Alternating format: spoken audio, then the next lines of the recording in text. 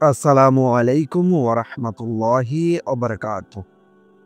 একটি কথা মনে রাখুন, আল্লাহর কোনো পরিকল্পনা কখনো দেরি করে না। আপনি যদি এখন এই ভিডিওটি দেখছেন, তাহলে বুঝে নিন আপনি সেই সময়টাতে আছেন যেখানে আল্লাহর পরীক্ষা শেষের পথে। আপনি হয়তো ভেবেছেন সবই শেষ, জীবনে শান্তি নেই, দোয়া কবুল হয় না, সব দরজা বন্ধ, সবাই দূরে সরে গেছে।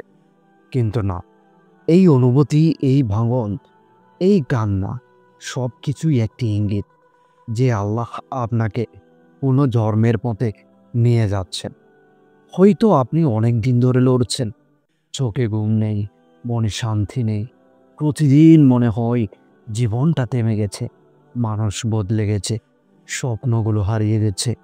দোয়া করেন কিন্তু কোনো উত্তর আসে না। শুনুন, এই অবস্থায় আসলেই শেষ নয়, এটাই আপনার জীবনের সবচেয়ে গুরুত্বপূর্ণ ভাগ। আল্লাহর নিয়মটা এমন, যখন তিনি কাউকে উঁচুতে তুলতে চান, তখন প্রথমে তাকে নিচে নামান, যেন তার অহংকার মাটিতে মিশে যায়, তার চোখে শুধু আল্লাহর দরবারই বাকি থাকে। আপনি জানেন কি, যখন গাছের শেকড় গভীরে যেতে শুরু করে, তখন বাইরের দিকটা শুকনো লাগে। ঠিক তেমনই আপনার জীবন এখন গভীরে কাজ করছে। আপনি দেখছেন কষ্ট, কিন্তু ভেতরে আল্লাহ দিচ্ছেন শক্তি। এই যে আপনি এখানে এসেছেন, ভিডিওটা বন্ধ না করে শুনছেন, এটাই আল্লাহর পক্ষ থেকে প্রথম নিশানি। আপনার আত্মা এখন আলো ধরছে। ভেবে দেখেছেন, আপনি যখন কারো কাছ থেকে সাহায্য চান, কেউ দেয় না, তখন আসলে আল্লাহ চান আপনি শুধু তাকেই ডাকুন। তাই যদি মনে হয় চারপাশে অন্ধকার, বুঝে নিন আলো আসতে দেরি নেই। তো তার আগে বলে রাখি, আজকের ভিডিওর শেষে একটি ফজিলতপূর্ণ আমল শিখিয়ে দেব ইনশাআল্লাহ। তাই ভিডিওটি সম্পূর্ণ দেখার অনুরোধ রইল, এবং সেই আমলটি প্রতিটা দিন করার জন্য অনুরোধ রইল। আপনি হয়তো ভাবছেন, আমার দোয়া কেন কবুল হয় না? আল্লাহ কোরআনে বলেছেন, আমি দেরি করি কিন্তু আমি কখনো ভুল করি না। হয়তো আপনি যা চেয়েছেন তা এখনো দেননি, কারণ তিনি আপনার জন্য আরো সুন্দর কিছু ঠিক করে রেখেছেন। তাই এখন যদি আপনি কাঁদছেন, হতাশ, একা, এই কাঁদাটাই প্রমাণ যে আপনি জীবিত, আপনি আল্লাহর কাছে প্রিয়। দেখুন, আল্লাহ যখন কাউকে বিশেষ কিছু দিতে চান, তখন তিনি তার হৃদয়কে পরীক্ষা করেন। সেটা ধ্বংস করার জন্য নয়, বরং পুনর্গঠন করার জন্য। আপনি যেই দোয়া করেছেন, যেই কষ্টে কাঁদছেন, আল্লাহ হয়তো বলেছেন, আমার বান্দা, আমি শুনছি, একটু ধৈর্য ধরুন। দেখুন, আল্লাহর পরীক্ষা কখনো কাকতলীয় না। তিনি কখন কাকে কতটা পরীক্ষা দেবেন তা তিনি জানেন নিখুঁতভাবে। নবী ইউসুফ আলাইহিসসালামের কথা মনে করুন তো। ভাইয়েরা কূপে ফেলে দিয়েছিল, মানুষ হিসেবে সেটাই ছিল শেষ, কিন্তু আল্লাহর পরিকল্পনায় সেটাই ছিল শুরু। আপনার জীবনেও ঠিক তেমনই হচ্ছে। যেই জায়গাটা এখন আপনাকে কষ্ট দিচ্ছে, সেটাই হয়তো একদিন আপনার রাজত্বের ভিত্তি হবে। একবার নিজেকে জিজ্ঞাসা করুন, আপনার কষ্ট যদি কখনো না আসতো, আপনি কি আজ আল্লাহকে এত গভীরভাবে খুঁজতেন? আপনি কি জানেন, নবী ইউসুফ আলাইহিসসালামের জীবনে অন্ধকার কূপ ছিল, অন্যায় ছিল, একাকিত্ব ছিল, কিন্তু সেই কূপটাই ছিল তার রাজত্বের শুরু। তাহলে আপনার কষ্ট কেন নিতে হবে? দেখুন, যখন আপনার দোয়া এখনো কবুল হয়নি, তখন আল্লাহ আপনার জন্য আরো বড় কিছু লিখকে রাখছেন। আপনার পরিকল্পনা যত ছোট, আল্লাহর পরিকল্পনা তার চেয়েও অসীম বড়। আল্লাহ বলেন, আমি তোমাদেরকে ভয়, ক্ষুধা, ক্ষতি ও কষ্ট দিয়ে পরীক্ষা করব, আর ধৈর্যশীলদের জন্য সুসংবাদ রয়েছে। তাহলে যদি আপনি এখনো টিকে আছেন, তাহলে আপনি ধৈর্যশীলদের তালিকায় আছেন, আর সেই সুসংবাদ আসছে আপনার দিকে। তো এখন প্রশ্ন, কিভাবে বুঝবেন আপনার পরীক্ষা শেষের পথে? আপনার পরীক্ষা শেষের পথে বুঝবেন যে, প্রথমত আপনি হঠাৎ দেখতে পাবেন মনটা আগের মতো আর ভয় পায় না। আগে যা আপনাকে কাঁদাতো, এখন আপনি তাতে শান্ত। দ্বিতীয়ত, আপনি লক্ষ্য করবেন যারা আপনাকে অন্যায় করেছে, তাদের প্রতি আপনার রাগ কমে গেছে। আপনি শুধু বলবেন, আল্লাহই বিচারক। তৃতীয়ত, আপনি এক ধরনের অদ্ভুত তৃপ্তি অনুভব করবেন, যেন সব কিছু ঠিক হয়ে যাবে, এই বিশ্বাস জেগে উঠবে।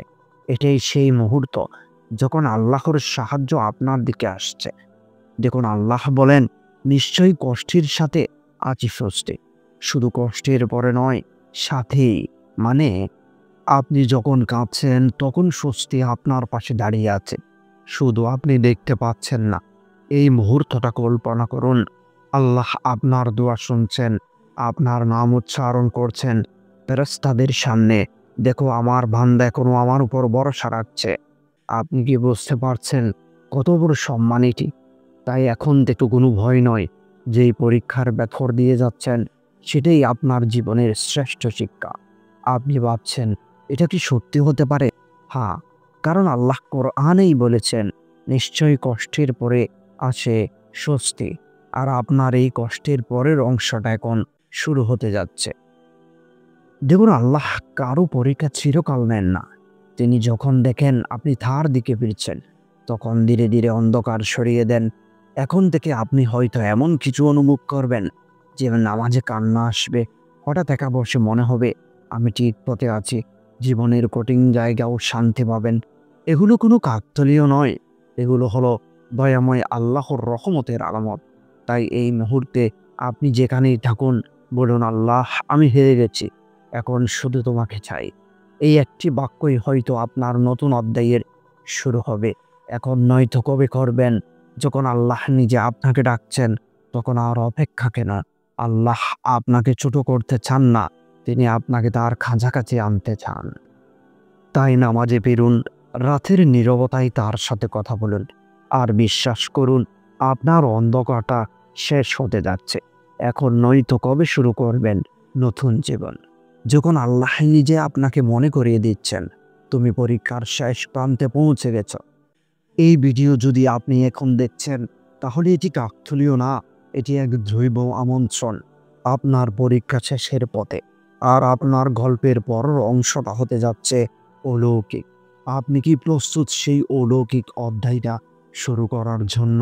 কারণ পরের ভিডিওটিতে আমি জানাবো কিভাবে আল্লাহ সেই অলৌকিক পরিবর্তনের দরজা খুলে দেন, যা আপনার জীবন চিরদিনের জন্য বদলে দেয়।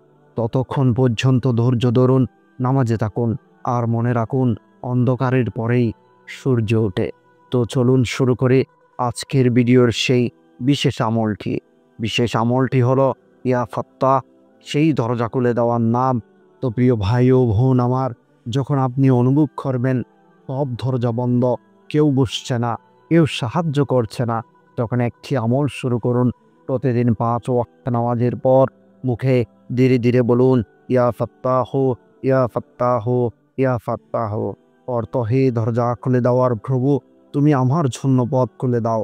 এই নামটি আল্লাহর 99টি নামের একটি, আর এর অর্থই হচ্ছে যিনি প্রতিটি বন্ধ দরজা খুলে দেন। প্রতিদিন ফজর ও এশার নামাজের পর অন্তত 30 বার বলুন। বলার সময় মনে মনে আপনার কষ্ট, ভয় বা লক্ষ্যটা আল্লাহর সামনে তুলে ধরুন। শেষে বলুন, আল্লাহ, আমি তোমার উপর ভরসা রাখলাম, তুমি জানো আমি কত ক্লান্ত, এখন তুমি দরজা খুলে দাও। নিয়মিত করলে আপনি দেখবেন মন হালকা হয়ে যাচ্ছে, অজানা জায়গা থেকে সাহায্য আসছে, এবং একের পর এক নতুন সুযোগ খুলে যাচ্ছে। আল্লাহ নিজেই বলেছেন, যে আমার উপর ভরসা রাখে আমি তার জন্য যথেষ্ট। তাহলে কেন ভয় করবেন? আপনার পরীক্ষা শেষের পথে, আর এই আমলটাই হতে পারে আপনার মুক্তির চাবিকাঠি।